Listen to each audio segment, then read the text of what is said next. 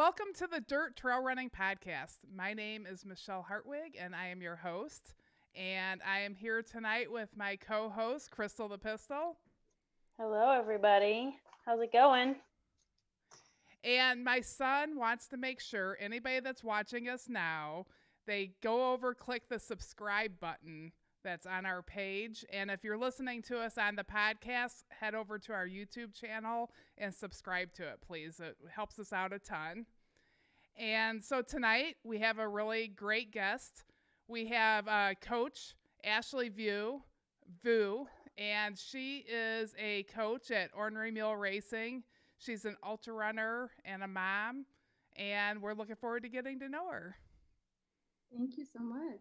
Yeah, thanks for coming. Thanks. I'm excited to be here. I'm just so excited to be part of the racing team too. I think I just joined maybe 2 months ago, right? Yeah. Thank you so much. It's been an awesome experience. I'm really excited. Yeah, so where are you from anyhow? So I am sitting in cold, snowy Illinois. I live in Barrington. So actually it's a pretty neat place outside of the fact that the weather here really sucks and we have no mountains. I live in basically a forest preserve. So it's awesome. I really enjoy, I can run from my house in a mile to be in a forest, which I really enjoy. Oh, that's great. Yeah, you're right. You're not very far from me either. I'm in Crystal Lake. So I'm at the trailhead.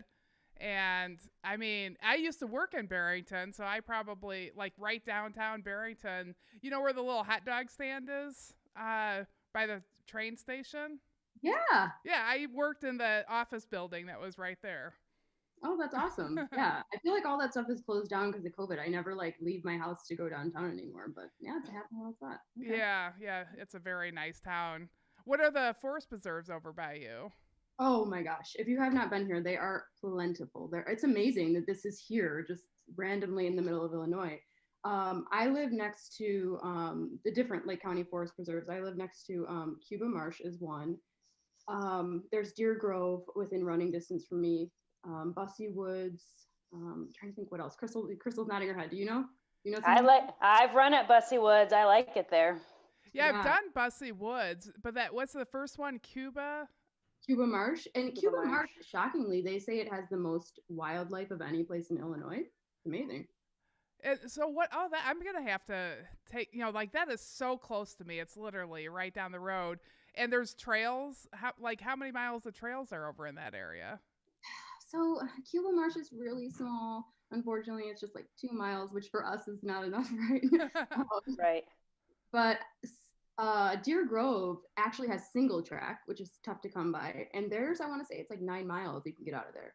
Pretty good. Yeah, I've done there. They got a little wide path and then some. I've mainly done the wide path there because I don't know my way around on the single track, but I'm going to have to take a look out there. That is awesome. Yeah, I've never bumped into you over there. I never see people actually running there. So yeah.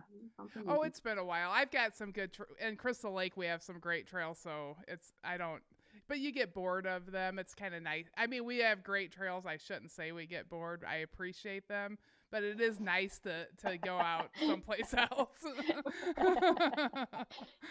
I totally know. Yeah. Oh, that's awesome. Yeah, I think one of my first trail runs was actually over in that area. I'm trying to think. I did one of the Earth Day races just for fun. One of your races then, just for fun, a few years ago. It was really fun. Good vibe. Yeah, Veterans Acres. Yeah. Well, really good. So, and you're a mom? I am, and you probably hear my kids in the background. No, I don't. That's okay. Crystal is too. Her daughter will walk by. My daughter will walk back and forth all the time and look at the camera as she's walking past. Make her debut. Really? How old is your daughter, Crystal? She's 10. And how old are your kids? I have a 3-year-old and a 6-year-old. And the 6-year-old thinks he's like the dad to the 3-year-old. So that's always fun. That's great. And then you train on top of that and work. Do you work outside of coaching? Tell us a little bit about what you do on a daily basis. Yeah, I was impacted like everybody else. I was telling Crystal right before we got on here. Like everybody else, many of us, I was impacted by COVID, and it was it was very rough. Like being a working mother runner, I feel like was my identity. Like I was so wrapped up in like I'm this person who like works and is a mom and like I run and I do it all and it's and then suddenly one day I wasn't any of those things. I wasn't running races anymore. I had my kids like way too much because they're home from school, and then I didn't have a job because I got laid off because of COVID. So it was a tough time. The past year, I really had to reckon with identity and running and like why I do this and my career in general. So it's been tough. I'm definitely back on my feet now, training for races, which hopefully we get a chance to talk about. Got my kids here, and they are actually in school, as controversial as that is. And I'm working, and I'm very grateful to be able to do all of those things again with a better perspective than I had last time. Well, that's good. Yeah, well, let's talk about your training and what you're working towards. Yeah. What do you want to know? Well, one thing that I think that our listeners should all do is they should check out your Instagram page. So what's your Instagram handle? Oh, I just changed it. It's Ash Vu Voo Who, like WHO. So Ash Vu Who. And when I look at that, it looks really intriguing as to what you have going on, and it's different than what a lot of ultra runners do. So that's what I'm interested in, is like what kind of training you do. It seems like I'll just let you go on with that. Okay, now you're gonna talk. I appreciate that. Thank you for the yeah, so I guess I am different. And I've had a lot of great coaches. I have been truly blessed, and I would recommend that to anybody. Is it's good to have a long-term relationship with a coach. I hope that people do that with me as well, runners with me. But it's also good to get at different perspectives. And with my training, I was really lucky. I worked with some of the top dogs, man. I worked with John Ranieri, like a blessing. He's one of the best marathoners around. I worked with Jason Koop.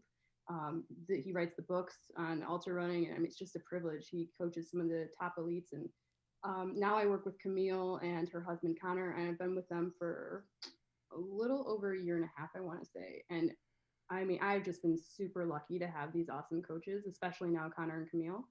And Camille's style is like, have fun, just do stuff that you want to do. If you want to play basketball, because I love basketball, she's like, go play. Like, if you want to lift weights, go lift weights. Like, don't worry about that. Eat what you want to eat. So her style has been very encouraging to me to just like explore what I like, which for me is now weightlifting I've gotten into and bodybuilding stuff. So she's been like, hey, if you want to do a competition in bodybuilding, go on and do it. We'll fit it in your training. And it's been really nice to hear that. Yeah, that is super cool that you worked with all the different coaches. And I personally think that you learn so much by being coached yourself. And like, because you can see instantly what works, what doesn't work, and because you've went through it. And I'm sure all your coaches did a really good job. What have you came out as what you feel your style of coaching is? I would say my style, from all those experiences I had, is to definitely look at a runner's strengths and weaknesses. Like one of the downfalls I've seen is coaches who come with a prescriptive mentality, like, okay, you're going to marathon train like this, and it needs to be this many miles per week, and this is the plan. You do this many workouts a week. But everybody's style is a little bit different. One of the things I learned about myself in all these years is like, I can handle a little bit more. I can handle like a heavy schedule. I like it. I'm not going to, God willing, I'll be all right. And so I think, if you got a runner who's like ready to do it and their body's responding, go for it. Or if you have someone who's like, hey, I'm fine doing, 10, 15 miles a week and I'm good with that, just kind of adapt to their style and play on their strengths and weaknesses and give them different opportunities to succeed. Can you tell us a little bit about the weightlifting side of your training? Because you are so fit, and you've got you've got those great strong legs that I'm excited to see you do some nice hilly stuff with. But, like, I mean, I'm sure that a lot of people watching want to figure out how to do what you're doing because you just look fantastic. Oh, that is so nice. Thank you so much. I'm going to tell my kids, she said I was cool. Not cool. Thank you so much. Yeah, I do a lot. So I'm going to sound bananas. Just warning. I'm going to sound like a complete addict bananas. But that's what we do, right? As ultra runners. So hopefully you won't judge me for that. I'm going to sound crazy in this. Yeah.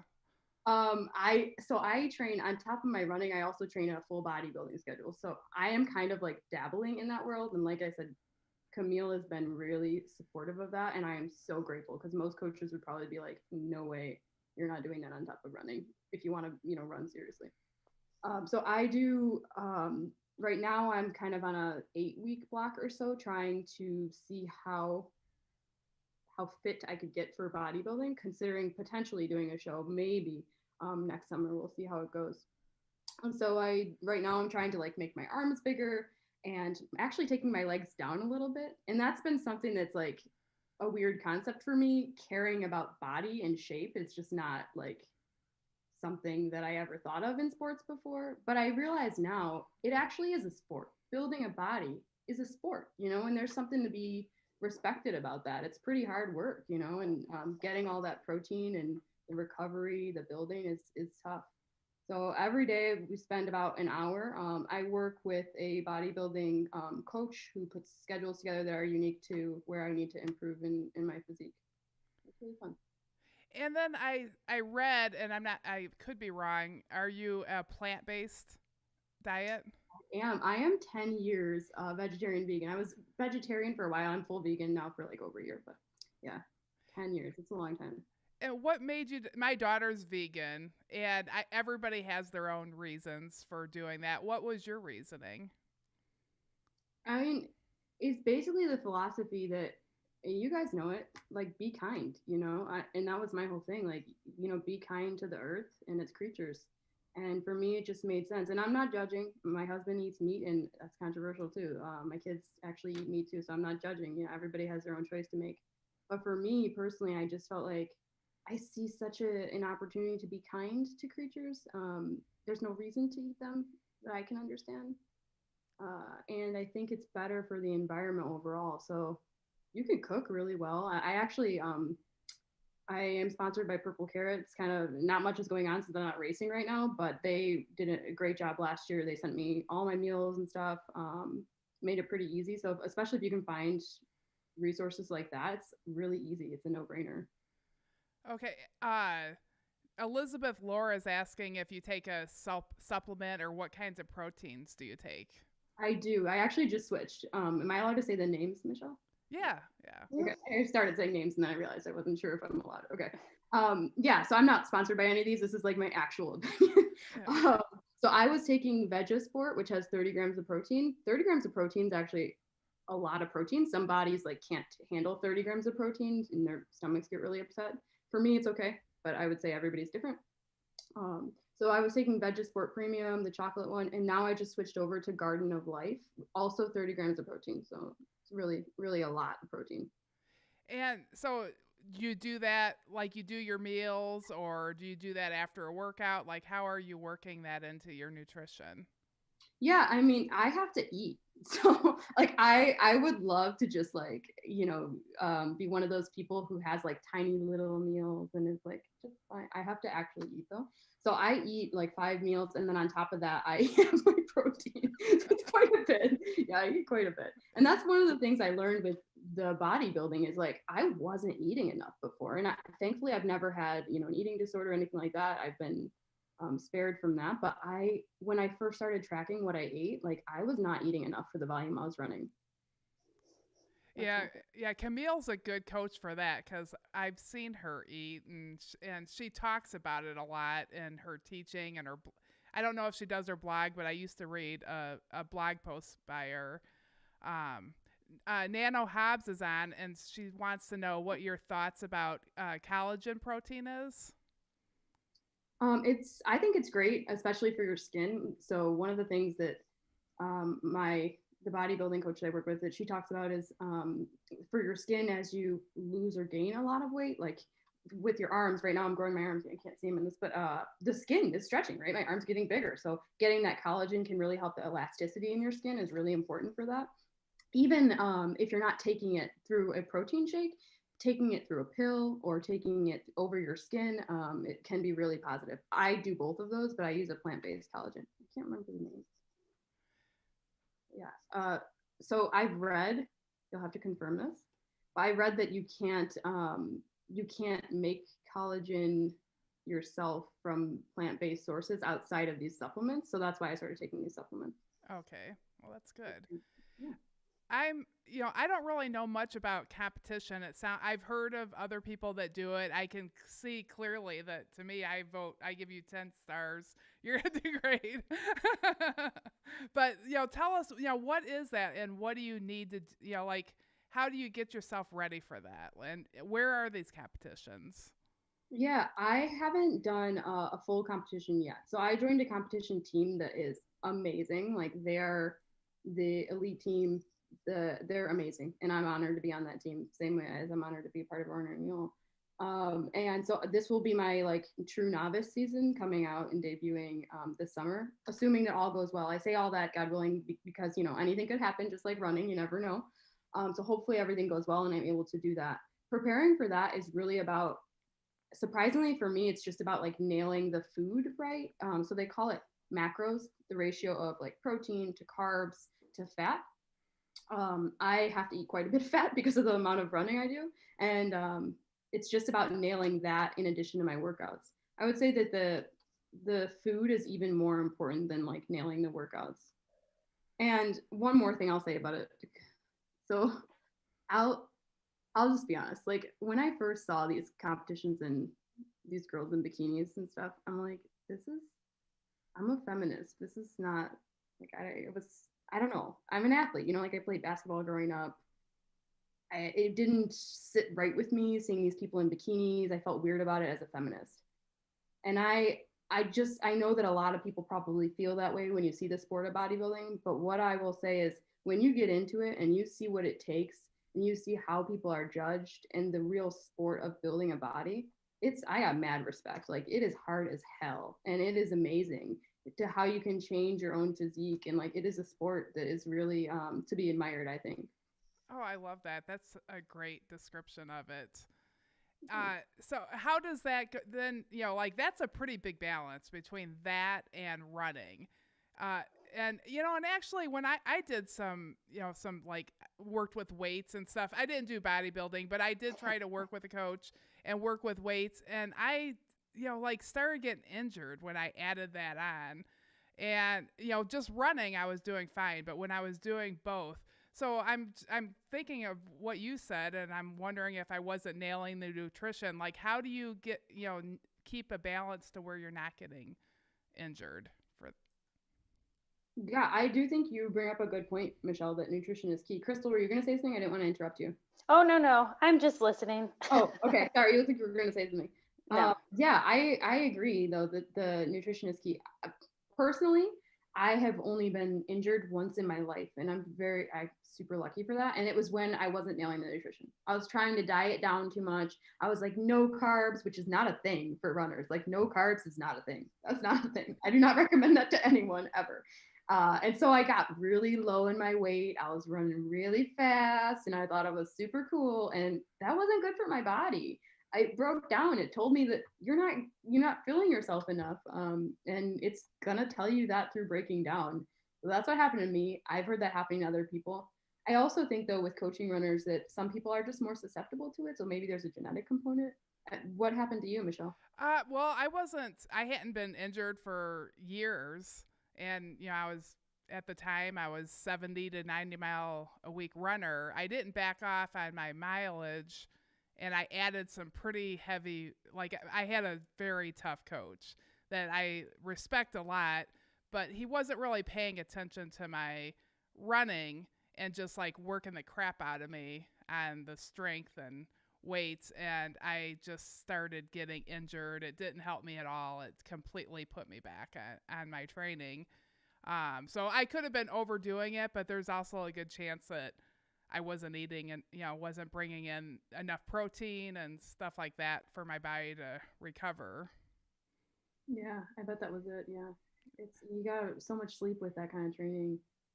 That's one thing that, Camille's been really big on with me too, is like making sure that we get enough sleep. When I'm in season, we're going to bed every night, 8 hours. She put me on a bedtime, so I recommend that. I have a bedtime now. So I make sure I follow that bedtime. Oh, that's a really great point too. Because I bet you, like, Crystal knows me. Like, I'm sending out emails at midnight, and Yep, you do not sleep.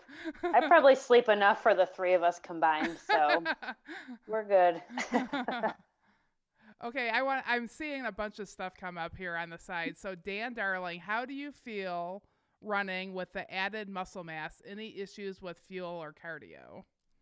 I feel good, but everybody asks me that. So my husband is a retired climber, and I remember when I told him, I was like, "Oh, I want to get into ultra running." He's, "You're gonna get injured."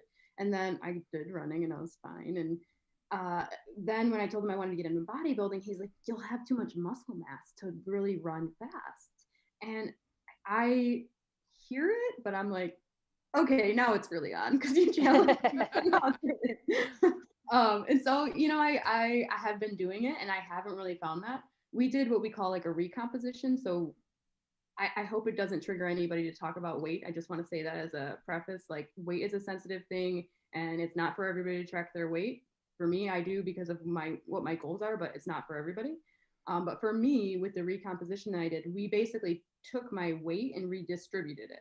So I lost weight like in my midsection and I gained it like in my legs. And now we're trying to gain in my arms more because I really need to improve my shoulders in order to compete. So we're just we're redistributing the weight, but my weight actually hasn't changed. Oh, that's interesting. I mean, I had no idea that it was that complicated, and I love all the knowledge that you have around it. Do you get any, Crystal, do you have any questions on that?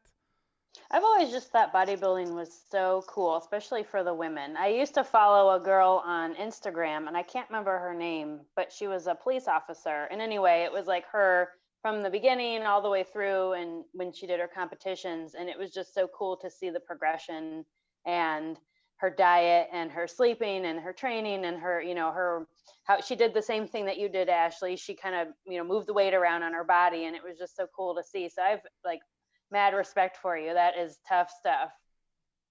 Thank you. I'm still in it, so we'll see when it's Yeah. done. Thank you. It's a day-to-day.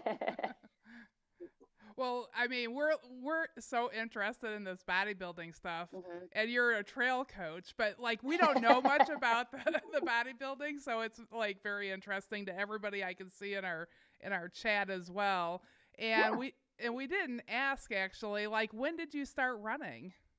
Oh, that is a good question. Maybe 11 years ago. I want to say a little over 10 years ago. It was right around the time that I switched to plant-based. I kind of made a big lifestyle shift and started running then.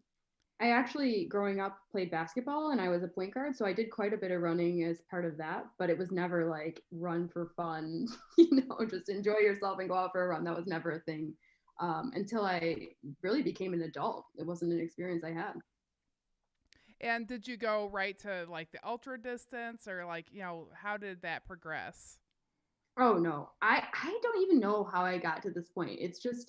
It's been so fast and furious. I feel like that's how many people are in this sport. Like you find your place and you get hooked, right? So for me, I mean, I started just like recreationally running as an adult. I remember meeting my husband and like his friends. So he's a climber. I'm from Detroit, like don't know anybody who was interested in those kinds of sports. So when I met him and his friends, I was like, why are they doing these adventure things for fun? Like we're going to the mountains to camp. Like I want electricity.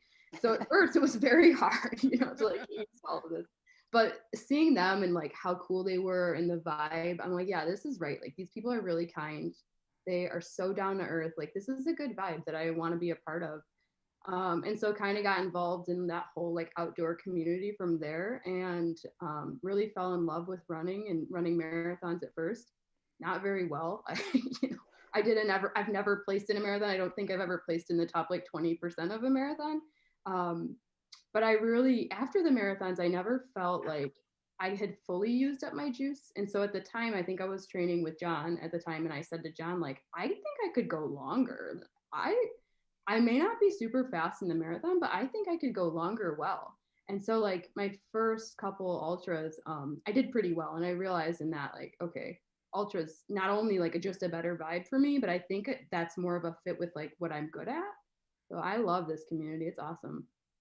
Well, I hear you have a very fast 1 mile time as well. What's your 1 mile PR? 4:55. Oh my gosh. Wow. So I kind of think you're good at the short stuff too. Wow. Thank you. Not good in the middle, but thank you. Yeah, I did the genetic testing. I would recommend that if you've never done the genetic testing. Did you guys do 23andMe? I've heard of it, but I've never done it. I have not. Okay, it was really. I actually don't know what it is. What is 23andMe? I think there's a few of them. Like 23andMe is one of them. Ancestry DNA. I think there's more. Not to just shout out to that competitor. I think there's several of them, but basically it just looks at like all of your genetics. What country are they from? It also looks at heritability. So like if you have some kind of potential health issue down the road. And then it looked at one of the things I was interested in was like, what do I have a genetic predisposition towards like being faster or slower? So I really wanted to know. I had seen basically through my training, I had seen inconsistencies. Like I had seen I was really fast in the track, but then I knew I was better a longer distance. And I was just like, what is this? Like, am I fast twitch, slow twitch? And so funny enough, when I did the genetic testing, it said I had one of each. So it will tell you basically like either you're more of like a slow twitch person, you're faster, you might be both, which I am. And what you probably are genetically better at. Not to say you can't change it, but it will tell you. Oh, that's really interesting. Yeah, it was really cool. So you said that you're working with Camille and you're kind of working on both your running. So, do you have a race in mind that you're training for? I do. Can you say what it is or not? Or you don't have to say. No, I do. I should. I'm nervous, Michelle. I don't want to do it. I don't like putting people on the spot ever. Like we're not that kind of show, but I'm just curious. I should tell you because I have told myself to. The only reason I'm nervous is because I'm like, all right, so this is the plan. If one of these things falls through, either I'm going to do, my first bikini show, I hope, in the summer, or continue racing. And I kind of put my eggs in both baskets and like, we'll just see how this shakes out.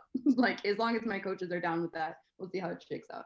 So I am planning to run OPSF 50/50, which is in Indiana Trail. And I think it's in March. Oh, fun. So that's coming up pretty fast. Yeah, so I'm training for that one. Yeah. So yeah, your mileage has to be pretty good. How do you juggle all that? So you work during the day and then you got kids. Like what time do you and you have a bedtime? Like when are you doing this? I do not follow my bedtimes. Don't tell her. Are we? Is Camille watching? Going, she needs to get to bed right now. Because you're like, oh my gosh. So when I wake up in the morning, I probably should wake up early, but that's one bad thing I've learned from her too. Like I don't wake up super early. I tend to wake up at like 7. I try to run right away, but it ends up being like a little drag, right? So I either run on the trail or on the treadmill if it's too icy outside. I do work, but thankfully it's just here in my house. So I'm able to just kind of roll out. And if I have like 30 or 40 minutes for lunch, I'll try to lift during that time. A lot of times it doesn't happen. So it's like after bedtime, after my kids go to sleep. And then we pretty frequently do doubles. And so after that lift, I'll have to run. Sounds like a lot, but I kind of got it down at this point. So yeah, it starts. I mean, I've done the doubles like that, and that second one starts. It's like, that's my little rest time. I don't know why it starts to feel that way. I don't know if you think that, but like the run, it's a relaxing run for the second one. No, you are such a badass. I would rather like and run that night run. Yeah, you're amazing. I don't feel that way at all. Well, I don't know about that, but like maybe it was just the way I went about it. I would hop on the treadmill, put on like Friends or Seinfeld.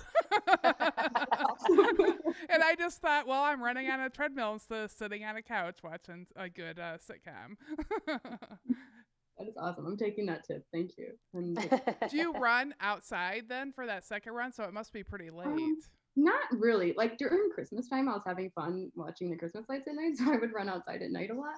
But I don't usually like tomorrow I have to do it and I won't run outside because it's a little icy. So not usually, but sometimes it's fun. And then what about like, I mean, it sounds like a big schedule to me. What about like speed? Do you have speed workouts in there? We do. I don't know if I should be giving away all my training. Yeah, no, Um, yeah, no. I'm just curious because I'm thinking, with.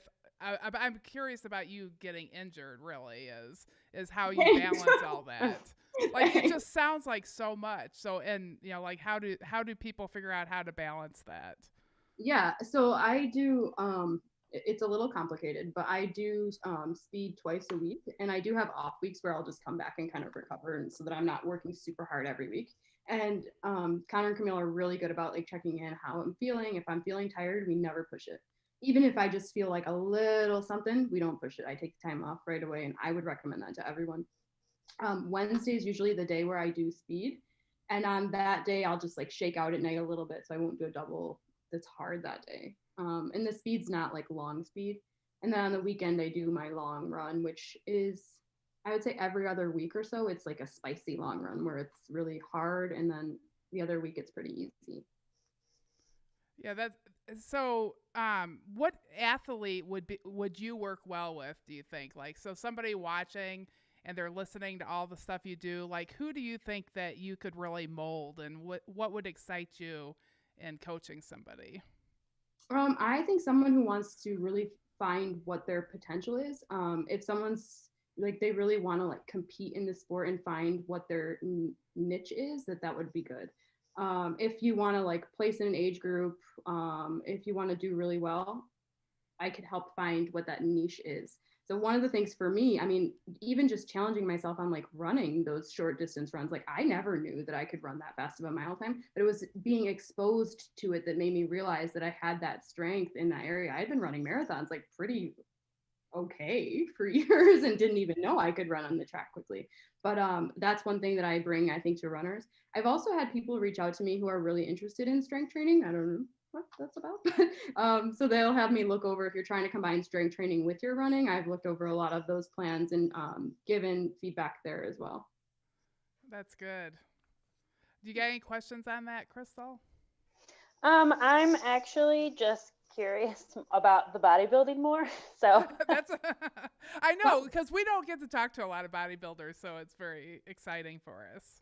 have you ever been to a competition or seen like watched YouTube stuff or anything? Like what were your, I know you said you had seen it and as a feminist you were a little unsure of it, but like when did you when did it click like this is for me, I want to do this?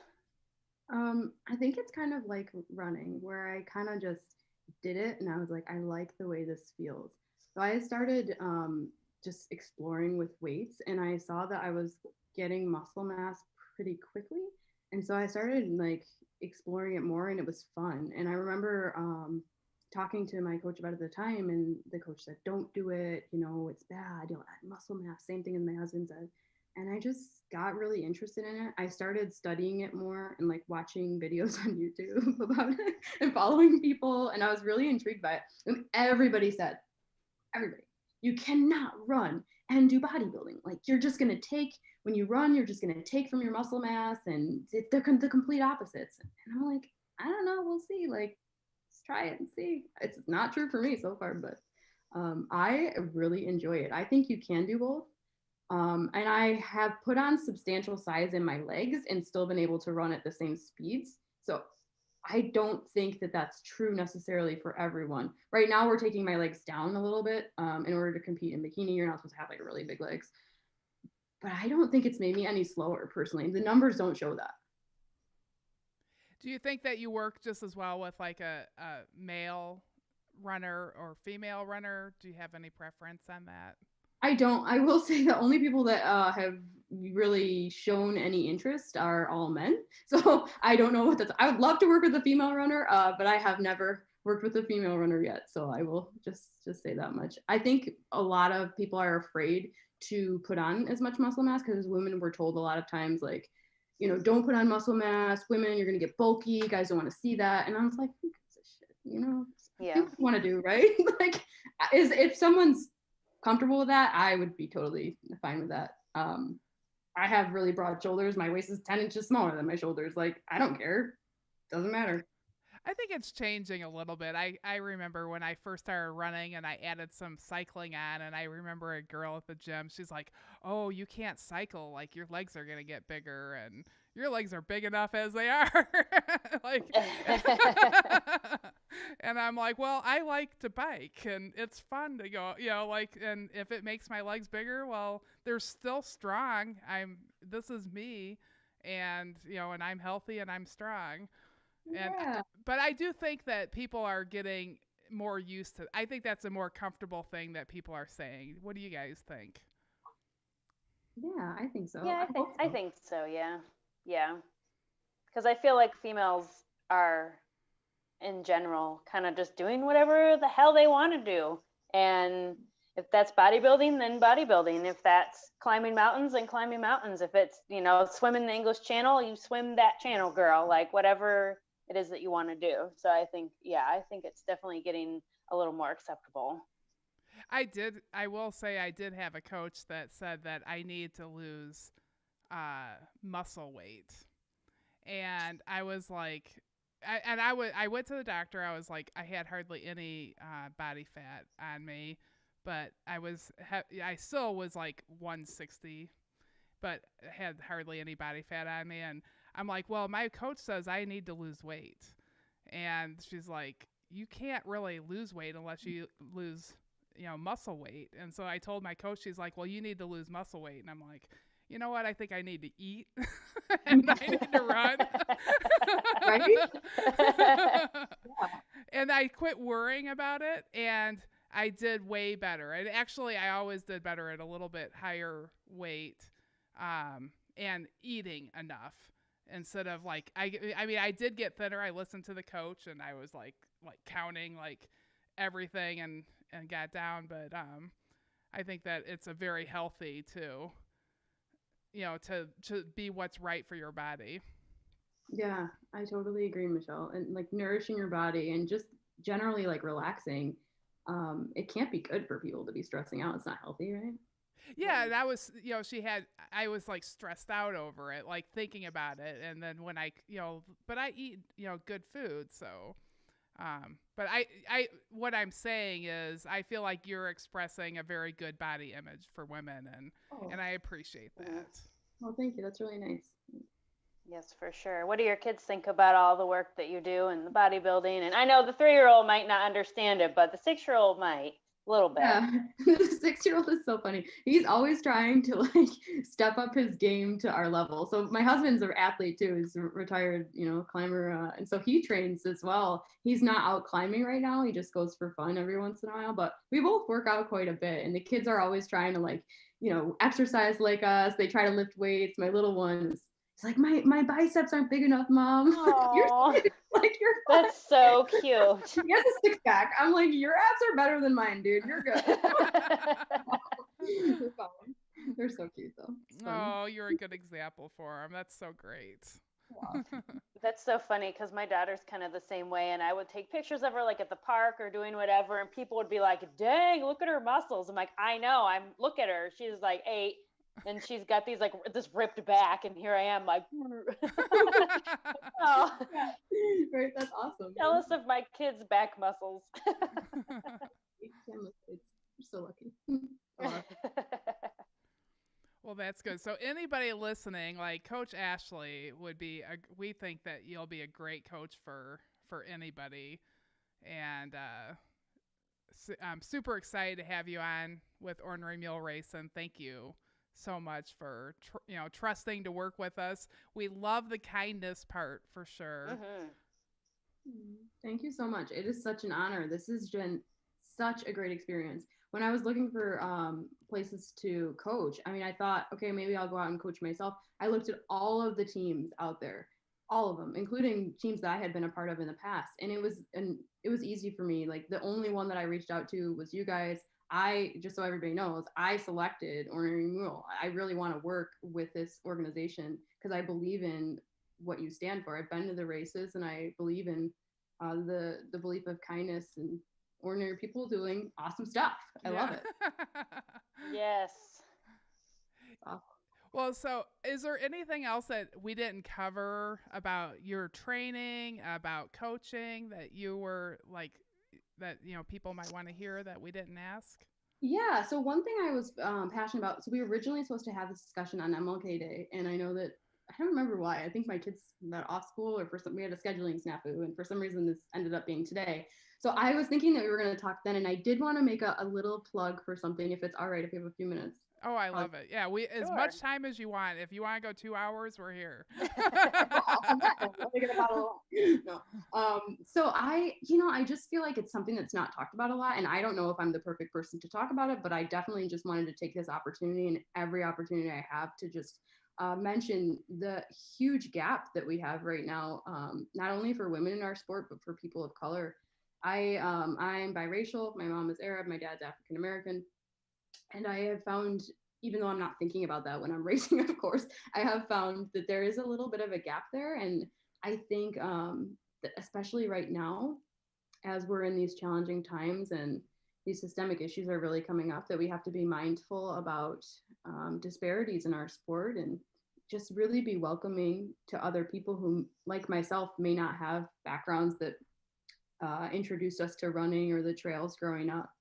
So I just wanted to say that, if anybody is feeling like there's not a place for them in this sport, there absolutely is one. This is the kindest sport possible. And one of the things that I love about trail and ultra is like they welcome people from all walks of life, totally inclusive of any background. I've met people in this sport who were like homeless, people who were, addicts from the most extremes walk of life, people who were like CEOs and, heads of millionaires. So you meet people from all ends of the spectrum, and everybody is down to earth, given like literally the earth nature that we are experiencing in this sport. So it's a very welcoming place for people of color, and I hope that it continues to be that way. And I just wanted to mention that, given the times that we're in. I mean, that was a great way to welcome people for sure, and it's really important to Ornery Mule Racing to make every single person feel welcome. I mean, and I think that I'm super passionate about that because there's been times that I've felt left out, that I've felt that, everybody's doing something, but then I'm not invited. And, so I don't, and it hurts. Like, that's awful. And I don't want anybody to feel that way. And so it's never going to happen under my watch that anybody feels that way.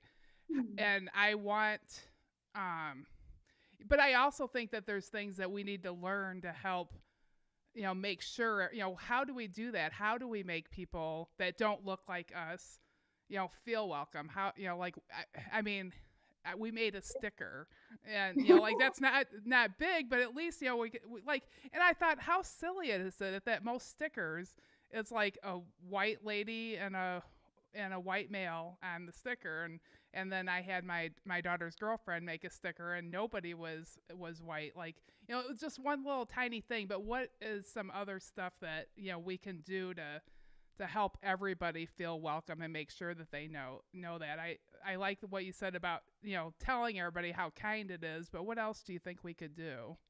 Yeah, I think representation matters too. And you're doing that by some of the runners of color that you've had on your podcast. We're starting to see, especially at the top levels, for the first time, some really amazing people of color. Like, give them the opportunity. The last guest that you had, I think his name is Nathan, his story wasn't anywhere. Nathan is one of the best runners in the world.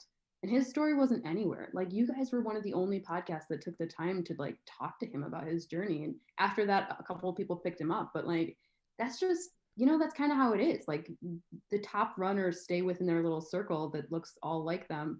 And it's not anyone's fault, but it is a systemic problem that we could probably change through representation and, making sure that the graphics and art we use is inclusive. Those are small steps that really help. Well, we're committed to doing it, and if anybody listening has any ideas for us, please reach out. Ashley will work with you on helping that. We'll support any ideas that you have. For sure. Can I ask one favor? Yeah. Okay, so we're getting ready for Black History Month, which is, I think, February 1st. How far is that? 5 days away? So this is my favor. Okay. So I don't know if you have, I'm trying to think, maybe we should do once a week. I don't know. But I would just ask that you dedicate 1 mile to thinking about all of your friends of color and how you can include them in the sport. And so just strategize, like dedicate time in that mile. I like to call it a mindful mile, but dedicate time in that mile to think about how you will be more inclusive. Like just dedicate time to thinking about. We might not have all the answers now, but starting small within like our circle of friends, I think is a good place to start. That's great. I I like like that. that. That's a great idea. Yeah, so, we're thinking 1 mile once a week? I think once a week is good. You think? Okay. Yeah. Yeah. So what could we do like to help make sure everybody like, to keep people on task for that? Like maybe we should put like a Facebook post up like, hey, I don't know, what is your idea? Do you think that's a good idea? Yeah, we should totally do that. And you know what? I think I'm committed to doing it more than once a week. So Oh, all right. Well, we are ultra runners. We're the type of people that are like, oh, a race, 50 mile. Oh, what the heck? I'll do the 100-mile. Every day. That's fine. Crystal's awesome. That's great. Fantastic. Yeah, I think that's a good start for us. I love that. And I didn't quite catch the name. What is next month? I don't know. It's Black History Month. Black History Month. Oh, okay. I heard something about Black and Stream Month. I just wasn't hearing it quite right. So I was like something creative in there. No, Black History Month is next month. I think it's the whole month of February, and then it'd be good. Something to focus on since we kind of missed the MLK Day there. Yeah. Okay. Great idea. We'll do that. And everybody keep coming to us with ideas. Ornery Mule Racing wants to welcome everybody. Nobody should feel left out. And we're committed to help on any ideas anyone has. Yeah, I love that. And with that too, I would love to work with any female runners. I've only worked with men, like I mentioned, and seems to be men who are all interested in strength training too, but I would really love to work with a female runner. So if there's any female runners, I just welcome that. Yeah, I like that. Should we do the Ornery Mule Stubborn 5? Oh, yes. Let's do it. I don't know if I should change any of the questions, but maybe not. These are, I'm sure. I think it'll be fine. Okay. I try not to jump in. Sometimes I steal some of Crystal's questions during the show on accident. No, I think they're all right. All right. Question 1 is share one thing about you that people may not know. People may not know that I have a twin sister. Nobody knows that. I do have a twin sister, and she hates social media, so I don't ever post pictures of her. But I have a twin sister. She likes tennis, not running. But yeah, I'm twin. Oh, that's cool. Are you guys identical twins? Identical, yeah. Oh. All right. Question 2. What's something that you're looking forward to? Doesn't have to be running, just anything. Looking forward to, it's hard right now. These times are dark. Right, I know. What am I looking forward to? Getting the COVID vaccine. That's a great answer. I can't wait. All right, do you have any hobbies besides running and weight training? It doesn't seem like you have time for much, but I don't. I like to eat. That's a good hobby. Yeah. I mean, that's really all I do in my free time. Eat, relax, watch Netflix. That's pretty much all we have time for. What's something that you're watching on Netflix right now? Oh, I watched Peaky Blinders. That was really good. I love Did you see that? Yep. Really good one.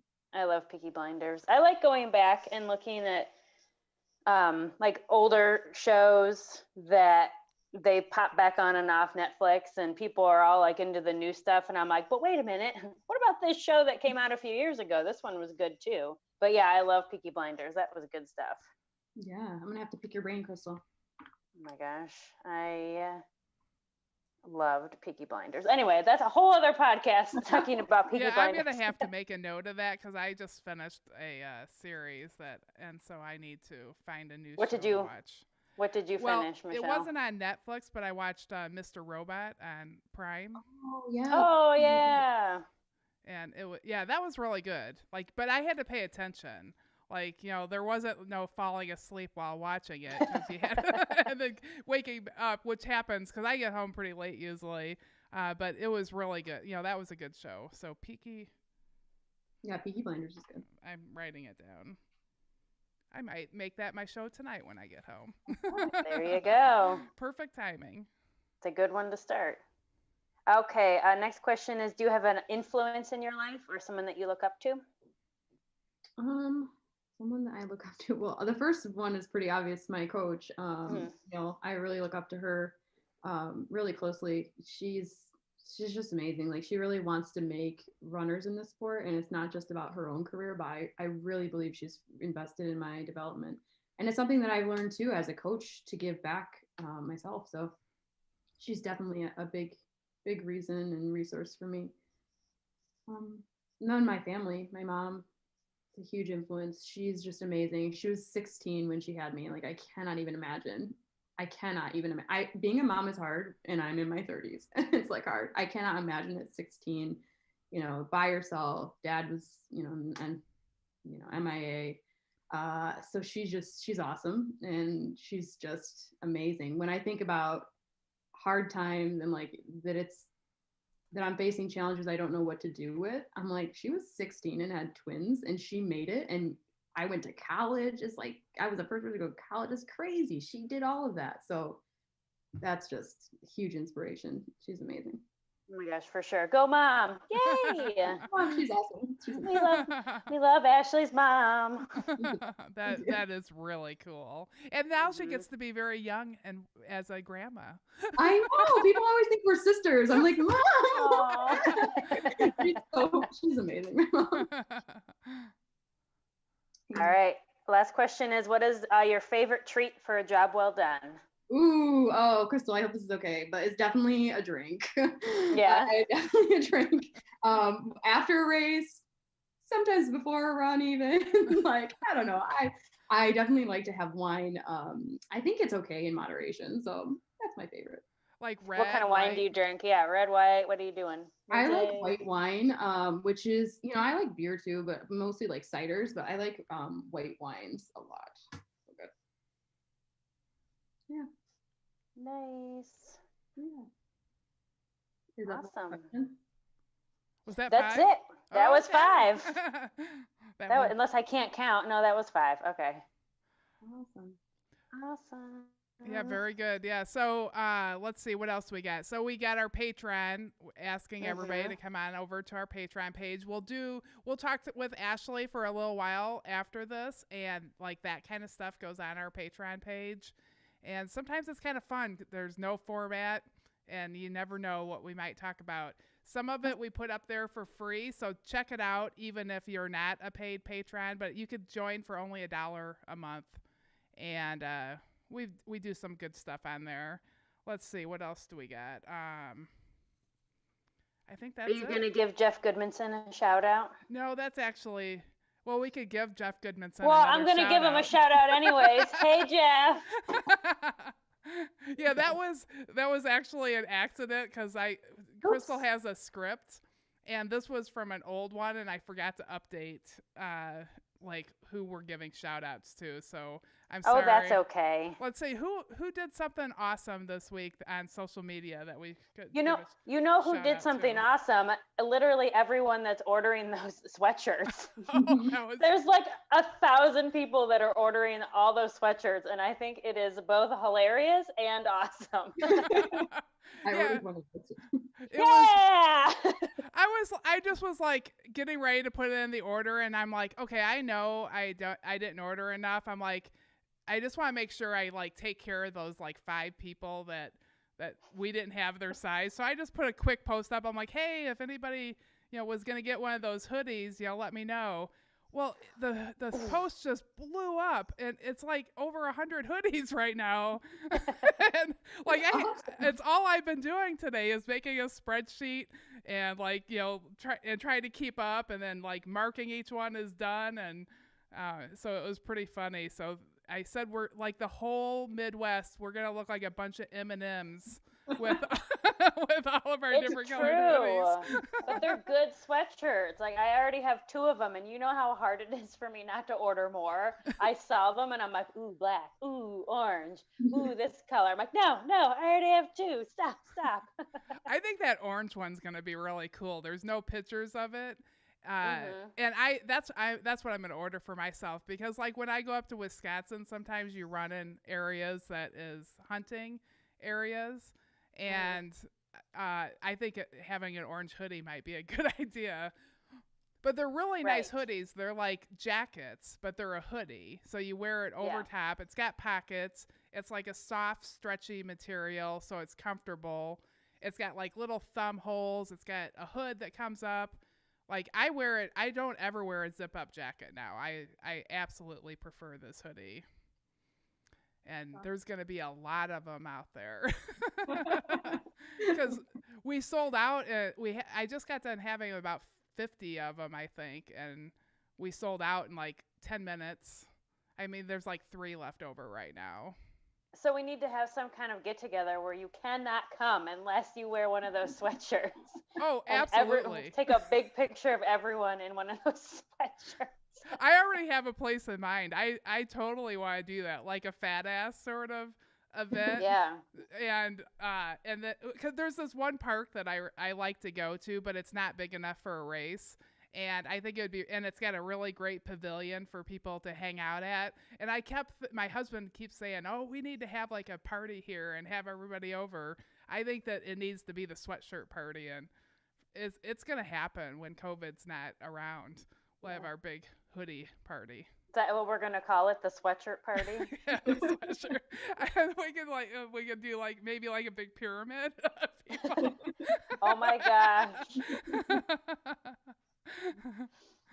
So, well, yeah, that was the big news of today. I'm sure I've got some work to do when we get off the computer tonight, or when we get off of the podcast tonight, to get the rest of the orders. The order's going in. Anybody watching is going in tomorrow morning, probably like 10 a.m. And so get those orders in if you want a sweatshirt. So, well, thank you everybody for listening. Thank you, Ashley, so much. Thank you, Ashley. That was a lot of fun learning about you. Thank you, Coach Loretta. Thank you, Royal. I don't know if anybody could tell, my camera's a little bit different today. We're working on it. Royal worked on that today. It's not, I don't think it's quite right yet, but we got a new camera, and we really appreciate all the work that both of those guys do on the show. So thank you, listeners, and we will see you tomorrow night. Bye. Bye.